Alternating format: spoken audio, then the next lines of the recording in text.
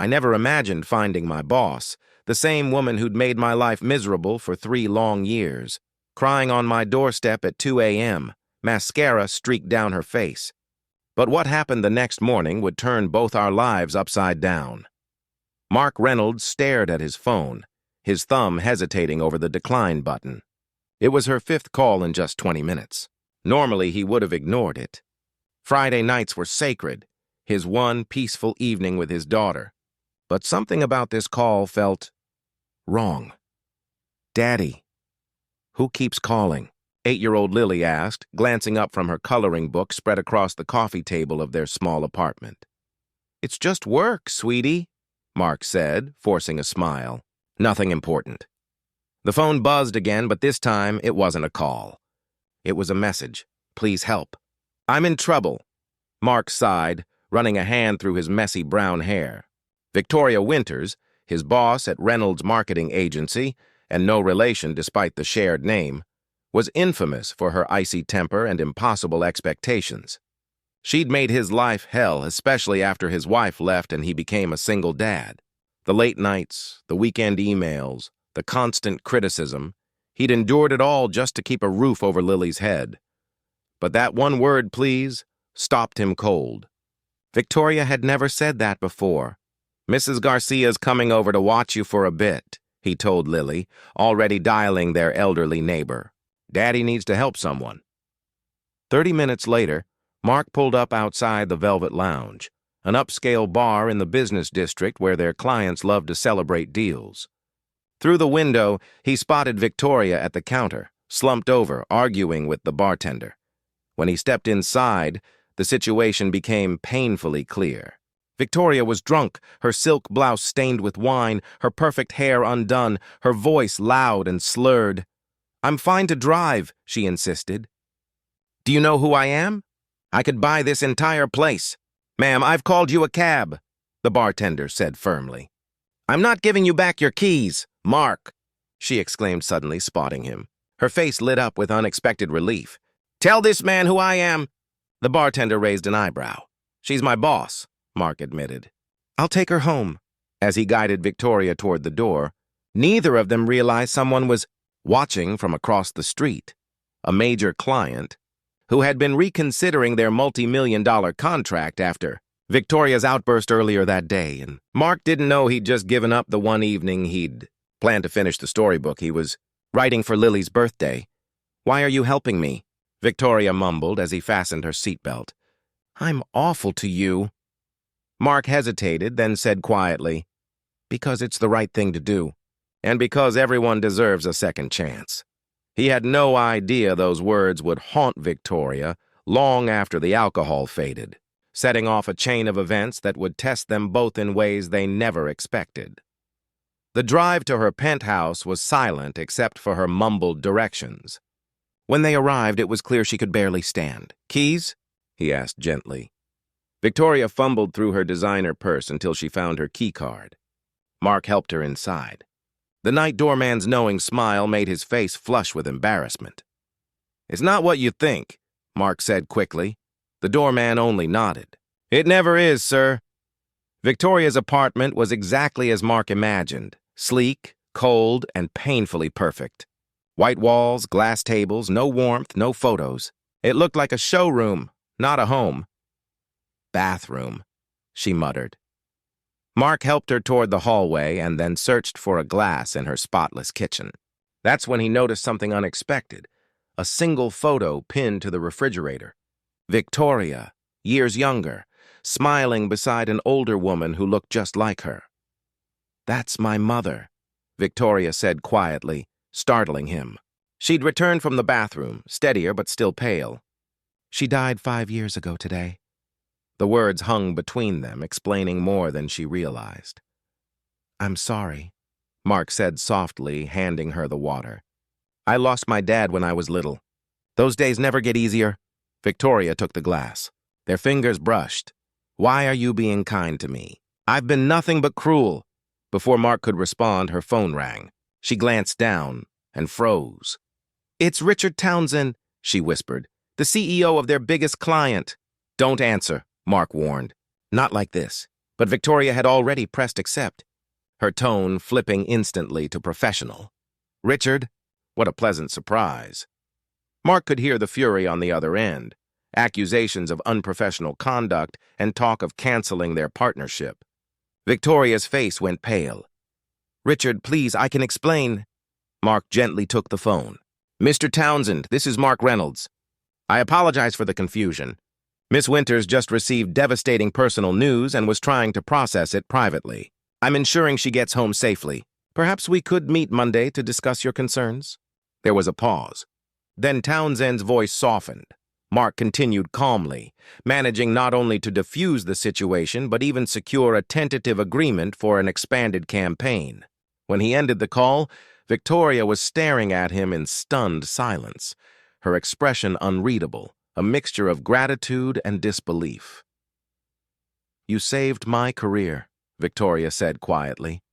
"After everything I did to make your life miserable." Mark shrugged. "Like I said, everyone deserves a second chance." As he helped her settle into bed with a glass of water and an aspirin, he wondered if she'd even remember any of this in the morning. People like Victoria Winters didn't just change overnight, and they certainly didn't like being seen at their weakest. "I should go," he murmured, turning toward the door. "My daughter's waiting." "Your daughter," Victoria repeated softly. "Lily, right? The one whose recital I wouldn't let you attend last month." Mark paused, surprised she remembered. "Yes." "I'm sorry, Mark," Victoria whispered, her voice fading as sleep pulled her under. "I'm so sorry." Mark didn't respond. He'd heard drunk apologies before. They usually disappeared with the sunrise. As he drove home, fatigue settling deep in his bones, he braced himself for Monday morning, when Victoria would surely act as if none of it had ever happened. That was how it always went. The powerful never admitted their moments of vulnerability. What he couldn't possibly know, as he thanked Mrs. Garcia and peeked in on his sleeping daughter, was that Victoria Winters lay awake in her penthouse, staring at the ceiling, making a decision that would alter both their lives. Monday morning arrived in a blur of spilled cereal, missing homework, and a frantic race to catch the bus. By the time Mark reached the office, he was already drained. He took a deep breath as he neared Victoria's door, ready for the usual cold indifference or worse. But instead, she was waiting by his desk with 2 coffees. "Good morning." "Mark," she said, her tone strangely soft. "I got you coffee." "Black with 1 sugar, right?" Mark froze, speechless. In 3 years, Victoria had never remembered his coffee order, let alone brought him one. "Thank you," he managed, eyeing the cup like it might explode. "I'd like to talk when you have a moment," she added. The words were polite, almost hesitant, completely foreign coming from her. As he followed her to her office, Mark noticed whispers ripple through the floor. Victoria Winters brought coffee to an employee? Something was definitely off. Behind closed doors, she turned to face him. She still looked every inch the powerful executive, flawless suit, perfect posture. But her eyes, they were different. "I remember everything about Friday night," she began. "All of it," Mark shifted uncomfortably. "You don't have to. It is necessary," she interrupted. "You helped me when I gave you every reason not to. You protected my reputation with Richard Townsend. You were kind when I was cruel." She picked up a folder from her desk. "I've been reviewing your record all weekend. You're one of our strongest employees, and yet I've denied your requests for flexible hours, overlooked you for promotions, and made your life difficult." Mark blinked. This wasn't the Victoria he knew. "My behavior was inexcusable," she continued. "I've been taking out my pain on others, especially you, and it stops today." She handed him the folder. Inside was paperwork for a promotion, senior creative director, 2 levels above his current role. "It comes with a 40% raise and flexible hours," she explained. "You'll report directly to me but have full control over your projects." Mark stared, stunned. "Why?" Her polished mask cracked for just a second. "Because you deserve it. Because I've been punishing you for having what I lost, a family that needs you." For the first time, Mark saw her as something more than his ruthless boss. "Your mother," he said quietly. Victoria nodded, her eyes glistening. "She was everything to me. When she died, work became all I had. I resented anyone who had a life outside these walls, especially you. You reminded me that some things matter more than quarterly reports. Mark thought about all the times he'd missed Lily's milestones because of this job. The guilt. The frustration. I don't expect forgiveness, Victoria said.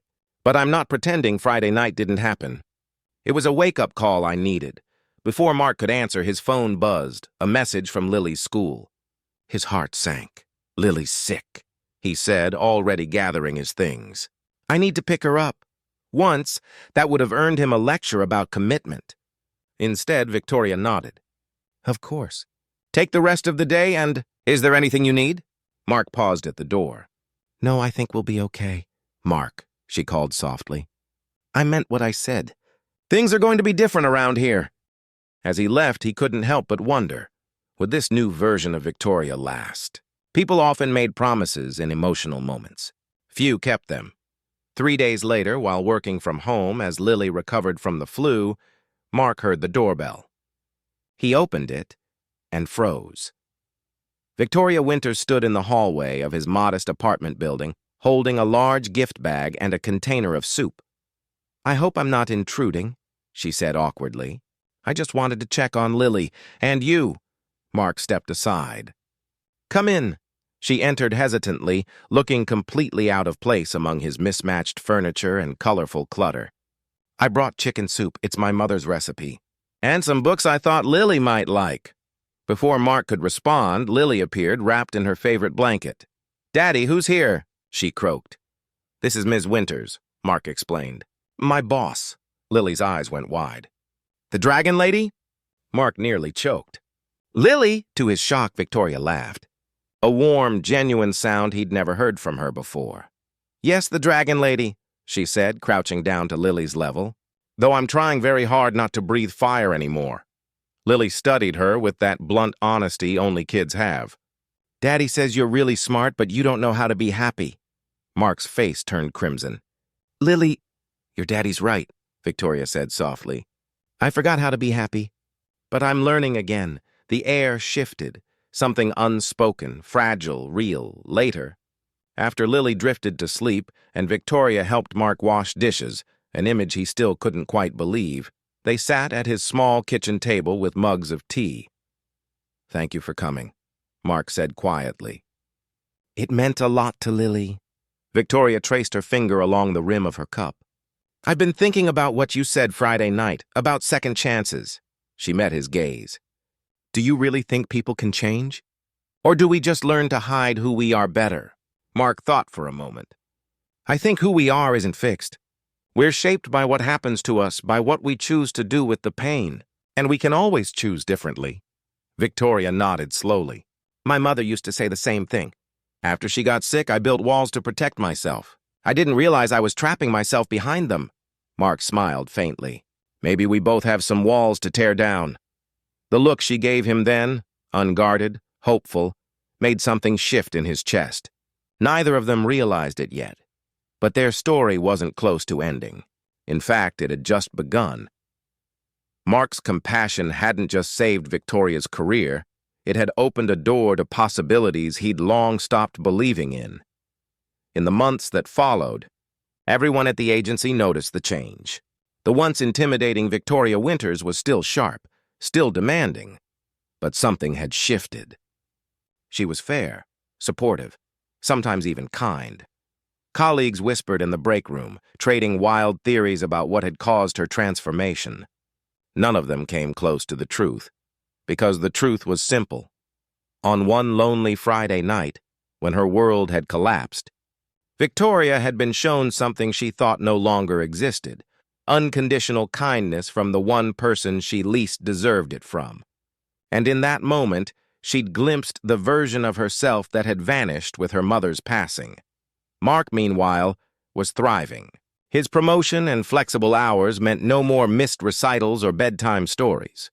He'd finally finished the storybook he'd been writing for Lily, and with Victoria's encouragement and connections, it was now being reviewed by a major publisher, and though no one dared to say it aloud, everyone had noticed the new routine, The once feared Victoria Winters now spent weekends with Mark and Lily, at museums, in parks, laughing over ice cream. They'd become something of a mystery the office pretended not to notice. 6 months after that fateful night, Mark and Victoria sat together on a park bench, watching Lily chase butterflies under the spring sun. "Do you ever wonder how different life would be if you hadn't answered my call that night?" Victoria asked quietly. "Sometimes," Mark admitted. "But then I remember what my dad used to say. The most important moments in life don't announce themselves. They just happen." Victoria smiled, her gaze following Lily, who was now teaching another little girl how to make daisy chains. "Your father sounds like he was a wise man." "He was," Mark said. "He also would have liked you, once you stopped being the dragon lady." Victoria laughed, a sound that had become wonderfully familiar. "I'm not sure I've completely shed the scales yet." "No," Mark grinned. "But they sparkle now, more glitter than armor." They fell into a comfortable silence, watching Lily in the sunlight. Mark thought about how far they'd come. From adversaries to allies, from colleagues to something deeper, something neither had dared to name. What he didn't know was that the night before, Victoria had sat by her mother's photograph, finally talking to the woman who'd once taught her about love before pain made her forget. "I think I'm ready," she said suddenly. "Ready for what?" Mark asked, though his voice carried a knowing edge. "Ready to stop being afraid?" she replied softly. "To admit that what happened between us wasn't just about you helping me or me changing as a boss. It was about two people who built walls and finally found a door in them." Mark's heart raced as their eyes met. Gone was the cold precision he'd once seen there. In its place burned something gentle and real. "Victoria," he began, but she shook her head. "Let me finish," she whispered. "I spent most of my life believing vulnerability was weakness, that needing anyone was dangerous. I pushed people away because losing them felt unbearable. But watching you with Lily, seeing how your love makes you stronger, not weaker, it changed everything." Mark reached for her hand, their fingers intertwining. "For what it's worth," he said softly, "you've changed everything for us too.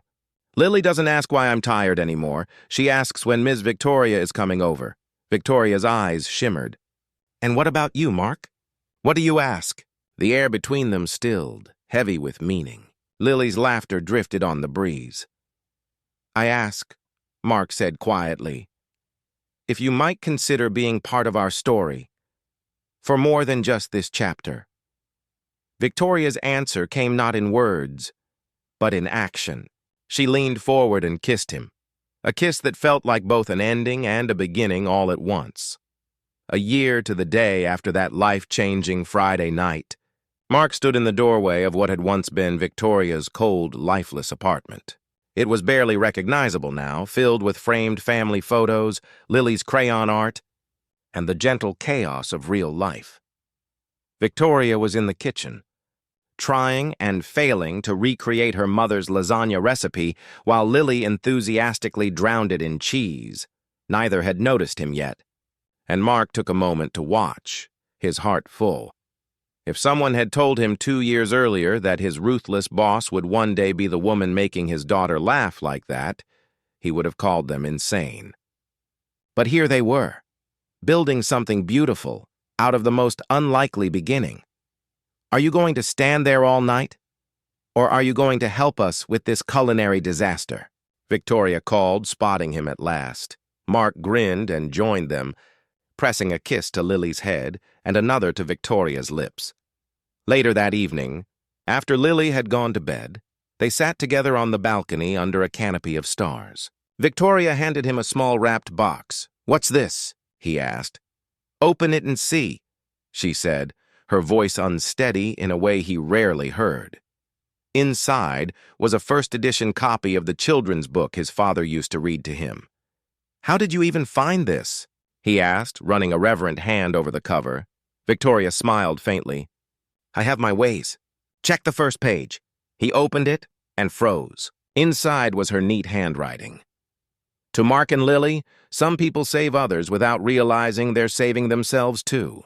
Thank you for the second chance I didn't know I needed. I promise to spend the rest of my life making sure we never forget what truly matters. All my love, Victoria. Beneath the inscription sat a small velvet box. Mark looked up, startled, as Victoria took it in trembling hands. I'm not very good at this, she admitted. I've never done it before, but I know this much. I want to be part of your story, yours and Lily's, for all the chapters to come. She opened the box to reveal a simple, elegant ring. I'm not asking to replace anyone, she continued, her voice breaking slightly. I'm just asking if there's room for me to be part of your family. Officially, permanently. Mark's throat tightened as he looked at her, the woman who had once been the cause of his exhaustion and was now the source of his peace. There's always been room for you, he said, pulling her into his arms. We were just waiting for you to find your way home. Under the glow of the city lights, they held each other close, two people bound not by perfection, but by forgiveness and faith. Because sometimes, the biggest turning points in life don't come with fanfare. They arrive quietly, like a late-night phone call, a simple act of compassion, a second chance offered when it's least deserved, and if you're brave enough to answer, you might just find yourself exactly where you were always meant to be, with the people who were always meant to be yours.